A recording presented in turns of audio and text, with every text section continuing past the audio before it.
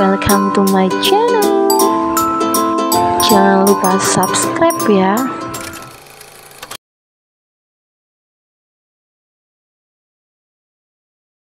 Kata-kata Evan terus terngiang di telinga Verlin. Bukan kabar tentang Flo yang terekam dalam ingatannya, melainkan kata-kata sang suami yang baginya sudah terlalu keras. Sejahat-jahatnya Devano, sebrengsek-brengseknya pria itu, dia tidak pernah melakukannya ketika masih menjadi suami Verlin. Sedangkan Evan, pria yang selama ini menunjukkan sikap yang manis tega melakukannya. Demi Tuhan, itu lebih menyakiti hatinya. Verlin menangis dalam diam. Ia ambil Arvin yang sedang tertidur di kamar dan membawanya ke kamar tamu. Kemudian dikuncinya kamar itu dari dalam. Air matanya tak mau juga berhenti. Isakannya juga semakin tak bisa diredam. Evan keluar dari kamar mandi. Ia keringkan rambut basahnya sambil mengambil baju dari dalam lemari. Namun ia merasa ada keganjalan di kamar itu. Di mana Arvin? Tadi saat dia masuk, sang putra masih tertidur pulas di ranjang. Pria itu keluar dari kamar. Ver, panggilnya. Verlin tak kunjung juga menjawab. Evan mencari wanita itu di semua ruangan, tetapi tetap tidak ditemukan. Saat melewati kamar tamu, ia mencoba membuka pintu, namun terkunci. Diketuknya pintu itu. Ver, kamu di dalam. Arvin sama kamu. Ver. Evan tidak juga mendengar jawaban. Ia putar otak. Apa yang harus dilakukannya? Ia ingat ada kunci cadangan yang ia simpan. Diambilnya kunci tersebut. Ketika memasukkan kunci itu, Evan tetap tak bisa membuka pintu. Karena dari dalam, kunci masih tergantung di lubangnya. Verlin tidak melepas benda itu. Evan pun putus asa. Ver, sayang, maafin aku. Aku udah kasar sama kamu tadi. Aku benar-benar minta maaf. Aku janji tidak akan pernah melakukannya lagi.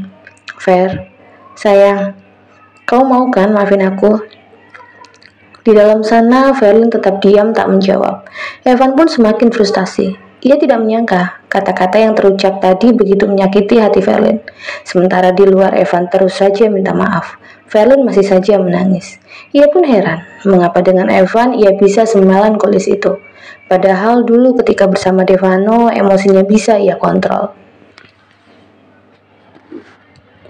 Flo mulai mencari pekerjaan. Kafe demi kafe ia masuki. Dia butuh pekerjaan yang santai, bukan pekerjaan kantoran di mana harus bangun pagi dan harus berpakaian formal dan rapi. Sebuah kafe yang terlihat sangat elegan, tampaknya kafe tersebut merupakan kafe untuk kalangan menengah ke atas, menariknya untuk masuk. Siapa tahu ada lowongan untuknya. Benar saja, interior kafe itu terlihat begitu menakjubkan. Pengunjungnya pun terlihat banyak yang menggunakan barang-barang branded, termasuk dari aksesorisnya. Pasti pemilik kafe ini bukan orang sembarangan, begitu pikir Flo. Flo melangkahkan kaki dan memilih salah satu meja yang masih kosong. Tak lama seorang waitress menghampirinya. Selamat malam, ada yang bisa saya bantu? Sudah ingin memesan? Tanya waitress perempuan itu dengan sopan. Flo melihat-lihat daftar menu. Ia akan memesan meskipun hanya minuman. Tidak mungkin juga datang hanya menanyakan pekerjaan. Gengsi. Setelah mendapatkan menu minuman yang sekiranya dia suka, Flo menunjukkannya pada pelayan kafe. Baik, pesanan akan segera dibuatkan. Terima kasih. Pelayan kafe itu meninggalkan Flo. Pandangan Flo mengamati seluruh isi kafe sampai pada di satu titik. Panggung live musik. Di depan sana terlihat alat musik yang komplit. Sayang, tidak ada yang memainkan.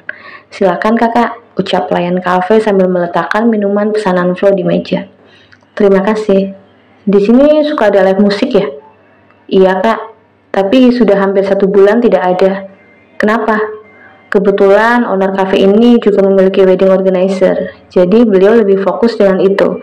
Pemain musik dan penyanyi lebih fokus ke situ, karena sedang banyak yang memakai jasa beliau sebagai WO.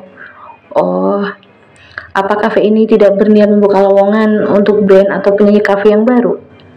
Bos kami terlalu sibuk kak untuk mencari orang yang mau bernyanyi di kafe ini setiap malam. Apa saya bisa bertemu dengan beliau? Untuk saat ini, beliau tidak ke kafe, Kak. Baiklah, saya akan meninggalkan nomor ponsel saya. Saya bisa bernyanyi dan memainkan beberapa alat musik. Siapa tahu pemilik kafe ini tertarik menerima saya. Boleh, Kak? Sebentar. Flo mencari alat tulis dari dalam tasnya. Setelah menemukan yang dicarinya, ia menuliskan nomor ponselnya di sana, lalu memberikannya pada pelayan itu. Saya akan menyampaikan kalau beliau datang ke kafe, Kak. Iya, terima kasih. Kembali kasih.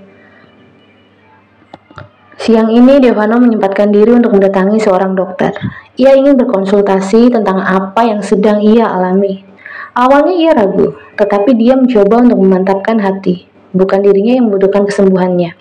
Ada bulan yang meskipun mengatakan akan bersabar, bukan hal yang tidak mungkin jika pada akhirnya merasa jenuh juga.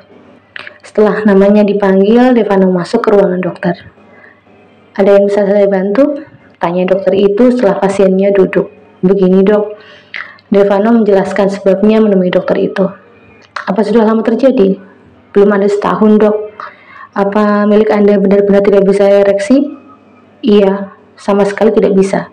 Saya pun bingung dok. Dulu sebelum mengalami ini, saya termasuk orang yang kuat melakukannya. Tapi tiba-tiba saja harus begini.